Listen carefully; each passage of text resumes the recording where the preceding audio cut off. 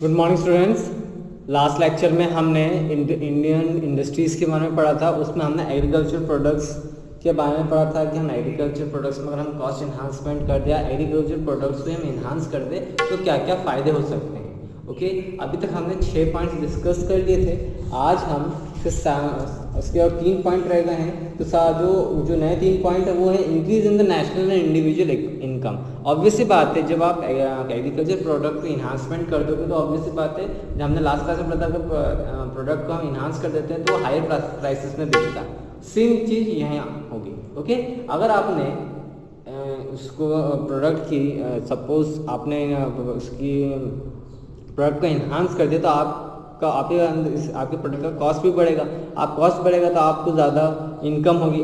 तो आपको ज़्यादा इनकम होगी तो डायरेक्टली कहाँ कंट्रीब्यूट करेगी, हमारे नेशनल इनकम में। ओके, इसके साथ साथ to stop playing off the village people toward the cities. अब अगर जो फार्मर्स है उनको अगर एक अच्छा सोर्स ऑफ इनकम जनरेट होने लगा तो ऑब्वियसली बात है, जो फार्मर्स माइग्रेट हो रहे हैं सिटीज़ में जाके बस रहे हैं तो ये होना कम हो जाएगा। बस वो डायरेक्टली रिलाय करने लग जाएंगे अपनी जो ट्रेडिशनल ऑक्यूपेशन एग्रीकल्चर में। ओके, सो जो प्रॉब्लम आकर हो रही थी, अब प्रॉब्लम आकर इसलिए हो रही थी क्योंकि फार्मर्स को इतना इनकम या इतना रिवेन्यू या जनरेट नहीं हो पा रहा है, तो वो सिटीज़ की तरफ माइग्रेट कर रहा है और वहाँ पर सेटल होने की कोशिश कर रहा है। बट अगर उसकी कॉस्ट में इम्प्रूवमेंट होने, उसकी कॉस्ट उसकी इनकम बढ़ने लग जाएगी तो ऑब्वियसली बात है वो शहर ना जाता है, वो गाँव में बसेगा और अपने जो कन्वेंशनल जो एक्टिविटी है, उसकी ऑक्यूपेशन एक्टिविटी, उसी पर फोकस करेगा। इसके साथ साथ एक्सपांशन ऑफ एडवांस्ड कल्टीवेशन। अब ऑब्वियस सी बात है, जब उसको खेती बाड़ी में उसकी इम्प्रूवमेंट होने लग जाएगी, उसकी इनकम बढ़ेगी तो वो अपने खेती बाड़ी में एडवांसमेंट भी लेके आएगा, साइंटिफिक मेथड यूज करेगा, साइंटिफिक मशीन्स अफोर्ड कर पाएगा और उसको यूज़ कर पाएगा, जिससे कि उसकी ओवरऑल डेवलपमेंट ही होती रहेगी, है ना। बहुत सारे वेरियस टेक्निक्स आने लग गई हैं आजकल, मशीन्स आने लग गई जो कि एग्रीकल्चर के काम को ईजी बना देती है। ओके, अब हम पढ़ेंगे means for enhancing the cost of agriculture produce. जो भी हमारा एग्रीकल्चर प्रोड्यूस है, हम उसी कॉस्ट प्राइस को, है ना, रॉ मटेरियल से हम उसी कॉस्ट प्राइस को कैसे बढ़ा सकते हैं। सबसे पहला आता है टू प्रिपेयर आटा एंड दलिया, जो कि हमने लास्ट लेक्चर में उसका एग्जांपल पढ़ा था। आपने जो वीट ग्रो किया यानी गेहूं ग्रो किया, उसको आप फैक्ट्री में ले जाके उसको वेल पॉलिश करके अगर आप उसका आटा बनाओगे तो ऑब्वियसली बात है वो आटा आप हायर रेट्स पे बेच पाओगे और आपको जो इनकम होगी वो ज़्यादा होगी। ओके, इसके साथ साथ यू कैन कंस्ट्रक्ट दलिया ऑल्सो, जो आटे का दलिया बनता। आजकल बहुत सारी ऐसी कंपनीज होती हैं और डाइटिशियन होते हैं जो कि हेल्दी फूड या फिर हेल्दी फूड के लिए न्यूट्रिशनल दलिया प्रेफर करते हैं। और ऐसे आजकल बहुत सारे हॉस्पिटल्स होते हैं जिसमें दलिया ही दिया जाता है खाने में। तो ये दलिया आप डायरेक्टली सप्लाई कर सकते हो, तो मार्केट में इसकी डिमांड है। तो अगर आप गेहूं से आप उसको डायरेक्ट दलिया बना के अगर मार्केट में आप सेल करते हो तो भी आपको फ़ायदा होगा। ओके, क्योंकि कॉस्ट ऑफ द वीट अगर आप देखिए पर केजी तो ओनली हार्डली 13 to 14 रुपये पर केजी जाता है। बट लेकिन आप अगर वहीं आटे की कीमत देखो मार्केट में तो 30 रुपये पर किलो तक जाता है। ओके, दलिया भी 30 रुपये पर के जी उसकी कॉस्ट प्राइस है। सो मतलब कॉस्ट प्राइस सेलिंग प्राइस है उसकी। तो कहीं ना कहीं आप अगर अपने रॉ मटेरियल को आप में उसकी इन्हांसमेंट कर दोगे, उसका कोई फाइनल प्रोडक्ट जो कि मार्केट में रिक्वायरमेंट है उस फाइनल प्रोडक्ट की, अगर उसमें डायरेक्ट चेंज करके दोगे तो ऑब्वियस सी बात है आपके एग्रीकल्चर प्रोडक्ट की कॉस्ट अपने आप बढ़ती जाएगी। इसके अलावा एक और एग्जाम्पल होगी बढ़िया जो होती हैं, जो कि दाल से बनती है। बेसिकली इसमें दाल यूज़ होती है, उड़द होती है, मूंग होती है, इन सारी दालों का यूज़ होता है। इन बढ़िया ये मार्केट में ये भी सेल होती हैं और इनकी भी अच्छी काफ़ी सेलिंग हो रही है और उसकी सेलिंग प्राइस भी ज़्यादा होती है। इसके साथ साथ तिल जो होती है उससे बाजरे बनती हैं जो कि मार्केट में काफ़ी हाई कॉस्ट है या फिर काफ़ी ज़्यादा उसकी मार्केट वैल्यू होती है। तो वो ये सारी चीज़ें आप प्रेफर कर सकते हो। ओके, जिससे कि आपको ज़्यादा से ज़्यादा प्राइस मिलेगी, क्योंकि आप रॉ तेल की कीमत इतनी ज़्यादा रहती है, मतलब जो जितना आप लोग उसमें इन्वेस्ट करते हो उतना ही मिलता है। बट लेकिन अगर उसका फाइनल प्रोडक्ट बना के दे दो तो आपको फ़ायदा हो सकता है। इसके साथ साथ पापड़ हो गए, पापड़ आप चावल के बना सकते हो, दाल के बना सकते हो। तो आप पापड़ आपने देखा होगा बहुत मार्केट में बहुत ज़्यादा दाम या फिर बहुत ज़्यादा सेलिंग प्राइस उनकी होती है, उनकी जो सेल करते हैं मार्केट्स में वो ज़्यादा कर सकते हैं। अगर आप उन्हीं दाल अगर आप प्रोड्यूस करो और फिर उसका पापड़ बना के बेचेंगे मार्केट में तो ऑब्वियस सी बात है आपको ज़्यादा फायदा होगा। चिप्स का मैंने कल एग्जांपल दिया था कि आप 10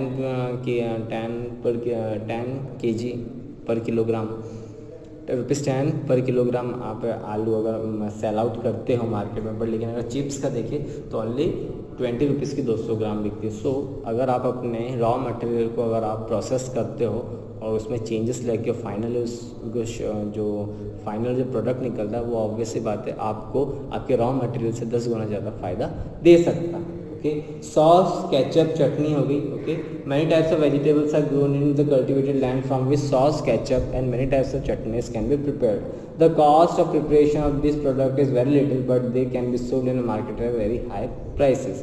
Such example, sauce, ketchup can be produced from tomato, chili sauce from chilies and chutney from आंवला, टमाटो, चिली, ग्राउंडनट, तिल एक्सेट्रा। अगर हम सॉसेस बनाने लगे, केचप बनाने लगे, चटनी बनाने लगे, इनको बनाने में जो कॉस्ट प्राइस है वो काफ़ी कम है, बट लेकिन उसको आप मार्केट में एक हायर प्राइसेस में बेच सकते हो। आप सभी जानते हो सॉसेज टमाटो से बनती है, चिलीज से बनती है, तिल से बनती है, आजकल तिल, मस्टर्ड से, ग्राउंडनट जो होती है मस्टर्ड से बनती है। तो अगर मस्टर्ड या फिर आप रॉ मटेरियल आप सेल करते हो तो उसमें ज़्यादा फ़ायदा नहीं होता है, बट लेकिन आपने उनको कन्वर्ट कर दिया सॉसेज या चटनीज़ में तो मार्केट में एक हायर रेट्स में बिक जाती हैं। इसके अलावा अचार हो गया। अचार भी बहुत पॉपुलर है। बहुत से पीपल्स ऐसे होते हैं जो कि लाखों का इनफैक्ट करोड़ों का टर्नओवर बना लेते हैं सिर्फ अचार को सेल आउट करके। Okay, the cultivators according to the availability of fruits and vegetables can prepare achar from mangoes, amla, chilli, lemon, kathal और आजकल मिक्स अचार भी बन रहे हैं from which cauliflower and radish carrots are been selling this manufactured goods at higher rates the cultivators can earn profit. इसके साथ साथ अगर आप अचार की फैक्ट्री इंट्रोड्यूस नहीं करते हो, बट लेकिन अगर आप डायरेक्ट इन वेजिटेबल्स को आप किसी अचार फैक्ट्री में भी सेल करोगे तो उससे भी कल्टिवेटर्स को ज़्यादा फायदा होता है। इसके अलावा जैम, जेली या फिर हिंदी में हम उसको बोलते हैं मुरब्बा, ये सारी चीज़ें जो बनती है ये भी मार्केट में हायर रेट्स में बिकती हैं। इनको ये सारे पॉपुलर प्रोडक्ट्स हैं। ये भी विलेज लेवल में आप इजीली छोटी सी कॉटेज इंडस्ट्री में सेटअप करके आप बना सकते हो और आपको एक हाई प्रॉफिट आप इससे अर्न कर सकते हो। Jam is mainly prepare from pulpy and juicy fruits like Apple, papaya, guava, banana and mangoes. Jam जो होता है वो बेसिकली इन फ्रूट से ही बनाया जाता है जिनमें पल्प ज़्यादा निकलता है। मैंगो हो गया, बनानाज हो गए, एप्पल हो गए, इनमें पल्प ज़्यादा निकलता है। जेली जो हो गई वो भी गुआवा, एप्पल और अदर जूसी फ्रूट जिसमें जूस ज़्यादा निकल सके उससे बना सकता है, जैसे कि लेमन हो गया, ग्रेप्स हो गई, इसमें जूस ज़्यादा निकलता है। मैंगो से भी जूस निकलता है तो इनसे भी आप जेलीज बना सकते हो। Okay, squash, if the cultivators grow a lemon, mango and orange etc, they can prepare squash from this fruit and can earn profit instead of selling them in original shape at a cheaper rate or leaving them go for waste। अगर squash मतलब कि इनका juices, okay, mango का juices market में आप sell out बहुत महंगा बिकता है, ऑरेंज का भी महंगा बिकता है। अगर इन जूसेस को आप अगर इन फ्रूट्स को आप डायरेक्ट मार्केट में सेल करते तो काफ़ी लो प्राइस में मिलती है, बट लेकिन अगर आप इनके जूसेस बना के अगर आप, क्योंकि ये भी आप कॉटेज इंडस्ट्री आप गांव में सेटअप कर सकेंगे, जूसेस बना के आप मार्केट में अवेलेबल करा तो आपको हायर प्राइसेस या हायर रेट्स में ये आपका बिकेट, तो indirectly you will earn more and more profit. Gulkand, flower cultivation has become a fashion these days. आजकल फ्लावर कल्टिवेशन ज़्यादा अपना रहे हैं। Rose is the flower which fackles away and withers very quickly. Gulkan is prepared from rose petals. These cultivators can earn profit from it. अगर गांव में अगर ऐसा पॉसिबल है कि हम फ्लावर्स ग्रो कर सकते हैं और बेसिकली अगर हम रोज़ फ्लावर्स ग्रो कर सकते हैं तो क्या होता है, रोज़ फ्लावर्स मार्केट में इतना, अगर आप सिर्फ फ्लावर बेचोगे तो ज़्यादा प्राइस देते हुए 70 to 80 रुपये पर केजी रेंज होता है, बट लेकिन आप अगर उसके रोज़ के फ्लावर के पेटल से अगर आप उसका गुलकंद बनाना स्टार्ट कर देंगे तो मार्केट में वो बहुत ज़्यादा महंगा बिकता है, मतलब महंगा बिकता है। एज रिजल्ट आप प्रॉफिट कमा सकते हैं। ओके, ये भी आप अपने गांव में as a cottage industry setup कर सकते हैं। माउथ फ्रेशनर हो गए, बहुत से जो सौंफ होती है उनसे माउथ फ्रेशनर बनता है। ओके, इसके साथ साथ उसमें अदरक हो गया, अजवाइन हो गई, ये लेमन जूस हो गए, ओके, आंवला के जो आंवला सूखा आंवला बनता है, इनसे भी आप मार्केट ये सब चीज़ इन सारी चीज़ों से आप माउथ फ्रेशनर्स बना सकते हैं जो कि मार्केट में काफ़ी बिकते हैं। ओके, फिर आता है बटर चीज़ घी। ओके, बटर चीज़ घी ये सारे आपके डेली प्रोडक्ट से बन सकते हैं। ओके, अब दूध इतना महंगा नहीं बिकता, बट लेकिन अगर आप इनका बटर देखेंगे, चीज़ देखेंगे, वो काफ़ी हाई रेट्स में बनते हैं। और ऐसा नहीं आप बना नहीं सकते हैं। ओके, आप इजीली बना सकते हैं। Agriculture from animal husbandry are supplement for each other. So earning income from agriculture products, the cultivator can earn profit preparing by selling milk products such as butter, cheese, घी, है ना। इन सारी चीज़ों को आप बना सकते हो और उसको आप हाई रेट्स में बेच सकते हो। मोस्ट जो बिकते हैं हाई रेट्स में वो बिकते हैं बटर, चीज़ एंड घी। ये सारी चीज़ें बहुत हाई रेट्स में बिकती हैं। ओके, सेवइयाँ बहुत इजीली और कहते हैं बहुत इजीली बन सकता है सेवई, और मार्केट प्राइस में उसकी बहुत ज़्यादा कीमत होती है ना। मैदा होता है, मैदे से आपको सेवइयाँ बनानी होती है। आप बहुत यूँ कह सकते हैं कि बहुत एक आराम से सिर्फ मैन लेबर्स की हेल्प से आप सेवइयाँ बना सकते हैं। आजकल मशीन्स आ गई हैं जो कि आपके काम को और ज़्यादा ईजी कर देगी, और सिर्फ मैदा ही रहता है, बट लेकिन आप जब उसको प्रोसेस करके पैकेजिंग करके मार्केट में बेचते हो काफ़ी हाई रेट्स में बिकती है। Enhancing cost by drying process. Some varieties of fruits and vegetables, especially those having green leaves, easily perishable. Such produce can be preserved by drying process and also profit can be earned.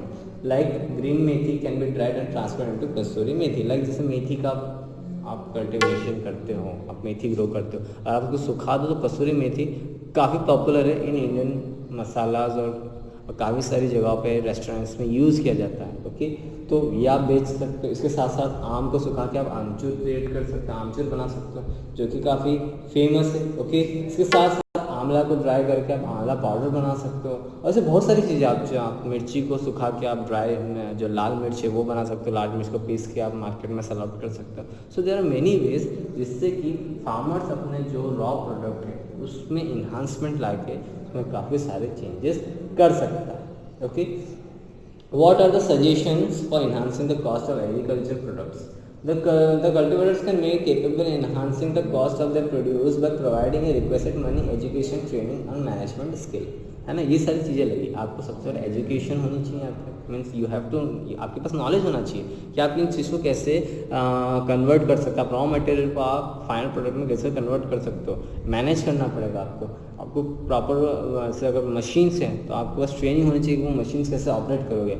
सबसे बड़ी बात, थोड़ा बहुत investment डालना पड़ेगा। Initially आपको investment डालना पड़ेगा, पर फर्दर लॉन्ग फ्यूचर आपको वन टाइम इन्वेस्टमेंट है जो कि आपको आगे जाके काफ़ी प्रॉफिट दे सकता है। ओके, और उसके साथ साथ थोड़ा अटेंशन भी, केयरफुल अटेंशन भी देना पड़ेगा। आपको लापरवाही, अभी ऑब्वियसली बात है आपके इंडस्ट्री सर्टिफाइड हो तो you have to give time and you have to be ready attention कि अकॉर्डिंग टू द मार्केट में किस चीज़ की डिमांड ज़्यादा है, उस हिसाब से आप प्रोड्यूस आप बना सकते हो। ओके, प्रोड्यूस कर सकते हो। ओके, तो इसको हम डिटेल में हम नेक्स्ट लेक्चर में पढ़ेंगे, जिसमें हम नॉलेज होना चाहिए सबसे पहले कल्टिवेटर्स तक। इसके बाद में जो ट्रेनिंग चाहिए रहती है, जो आप अपने लेबर्स हैं उनको जो ट्रेनिंग देनी होगी कैसे आपको बनाना है। इसके बाद में इसमें थोड़ा इन्वेस्टमेंट करना पड़ेगा। फिर फाइनेंशियल इन्वेस्ट यानी कि मनी से रिलेटेड, इसमें टेक्निकल कोई असिस्टेंस अगर देना हो, मशीन से ऑपरेट करना हो, जैसे लाइक दो टाइप के असिस्टेंस हम दे सकते हैं। एक जो हमने ट्रेनिंग की बात करी, जो अगर लेबर वाला काम है तो उसमें भी